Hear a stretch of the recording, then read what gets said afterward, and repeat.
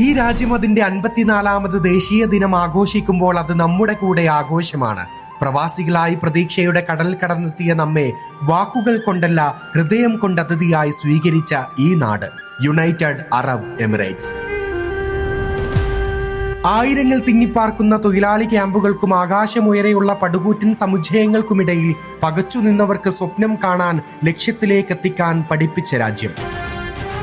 അതിർത്തികളില്ലാത്ത സ്വപ്നങ്ങൾക്ക് ചിറകു നൽകിയ ദുബായ്, അതിഗംഭീരമായ കാഴ്ചപ്പാടുകളോടെ രാജ്യത്തിന് ശക്തിയേകുന്ന അബുദാബി, വിജ്ഞാനത്തിന്റെയും സംസ്കാരത്തിന്റെയും വെളിച്ചം പരത്തുന്ന ഷാർജ, ശാന്തമായ തീരങ്ങളുള്ള അജ്മാൻ, ചരിത്രമുറങ്ങുന്ന പൈതൃകങ്ങളുടെ നാടായ ഉമുൽ ഖുവൈൻ, കുന്നുകളും കോട്ടകളും നിറഞ്ഞ പ്രകൃതി സൗന്ദര്യമുള്ള റാസൽ ഖൈമ, മലകളും കടലും സംഗമിക്കുന്ന ഫുജൈറ.